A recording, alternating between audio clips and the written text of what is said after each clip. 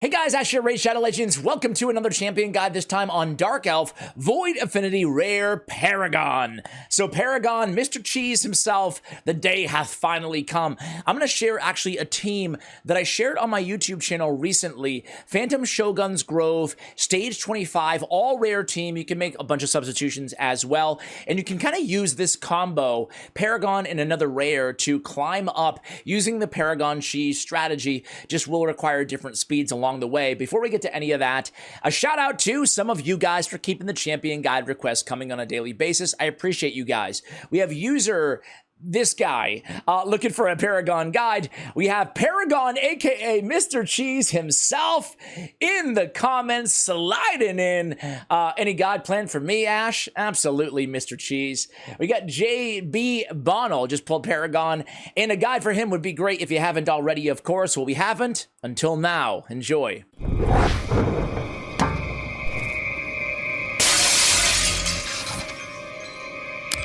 All right, guys, so Paragon, clan, man, when clan applications making the red dot, oh, it kills me. It kills me because I can't clear the red dot. It bothers me. Anyway, I digress. What does Paragon do, right? First of all, Paragon's a very interesting champion.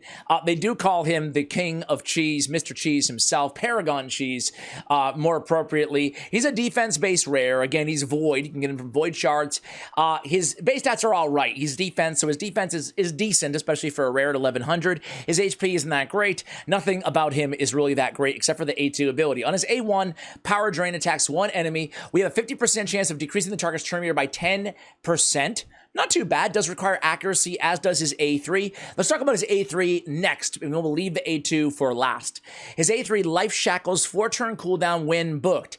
Each hit has a 50% chance when booked of placing the big version of heal reduction and the big version of decrease attack.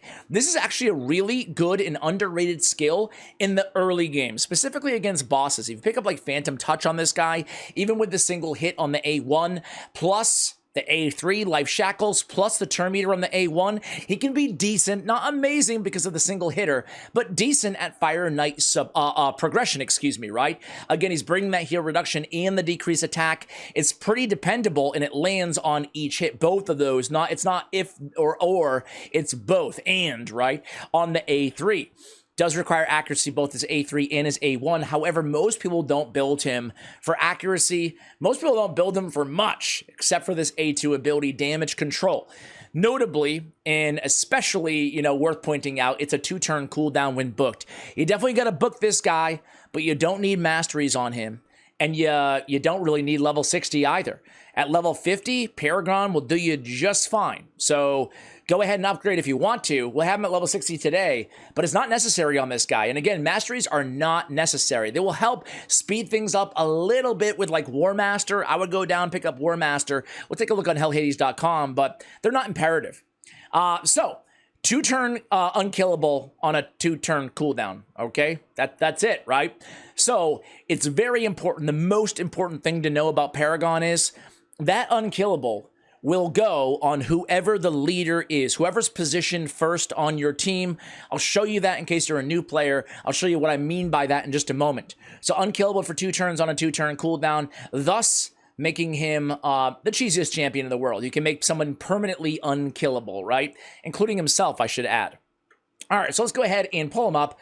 I'm going to show you my favorite build. I just put a whole guide out on this Phantom Shogun Grove level 25 team. In that video, I actually said that this only works for stage 25. I was wrong. It works for every stage, but you have to speed tune the cleanser, in this case, Reliquary Tender, a little bit differently, a little bit slower, depending on which stage you're going after. So you have to bring her speeds down. Anyway, I digress. Paragon, I love him in a toxic set, okay? In the early game, if you just pulled him, again, you're just starting out the game, you want to get some utility out of him with that A3, with the A1, all you want to do differently is put him in accuracy or perception or speed sets, right?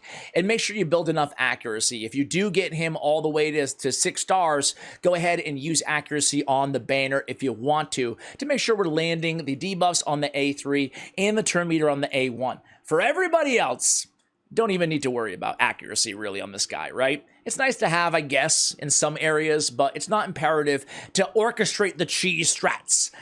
Toxic is amazing. We're placing a poison, a weak version, but a 75% after the buff about 2 years ago to the Toxic set.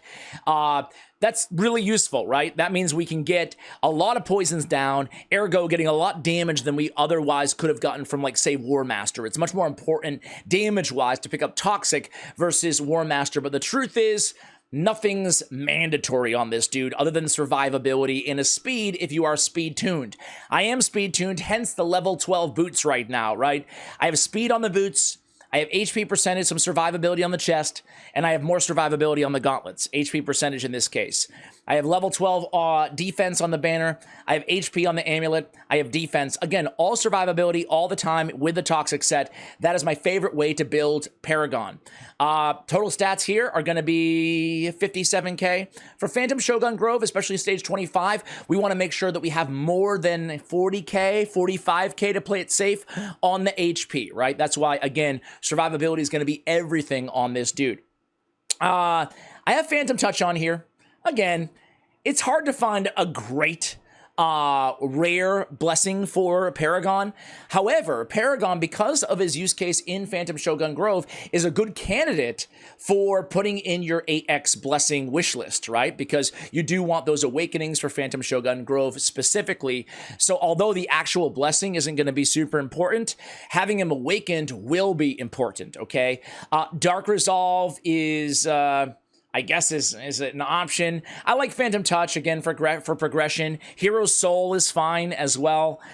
There's no perfect, really, in my opinion, at least. Indomitable Spirit is a good one, I guess. Blocking debuffs. There's no perfect or like imperative blessing to have on this champion, in my opinion. As I said, Mastery is not really important on Paragon. Pulling him up on hellhades.com, they give him a 3-star rating. His best areas.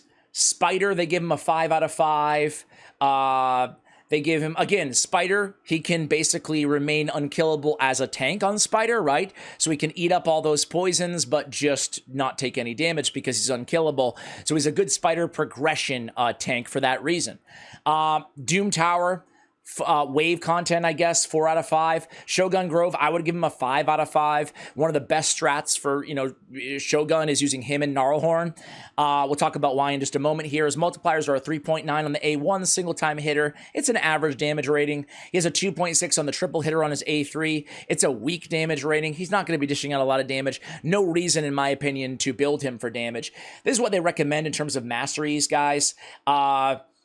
Yeah, I think this is fine if you do want to get Masteries on him. Again, War Master will speed things up a little bit as a tier 6 option. They do come down here and they go with Cycle of Revenge.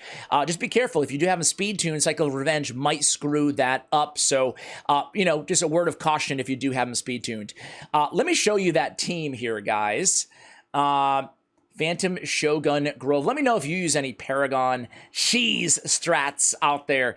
In the very beginning of Iron Twins, you could use him. Oh, I changed the team. I added Ninja, but 2 Cold Hearts or any 2 DPS works here. I have a whole video guide on this team, all rare team using 2 Cold Hearts, but any damage and any 3-turn cleanser works instead of Reliquary Tender and Ninja and Cold Heart here. The only imperative champions on this team are going to be Gnarlhorn. He has to be in the lead again because Paragon will put that unkillable on the lead champion. All right, guys, so here's the team setup really quickly. We have Gnarlhorn at 179 speed, A2 shut off, A3 shut off. Cold Heart, 251, A2 shut off.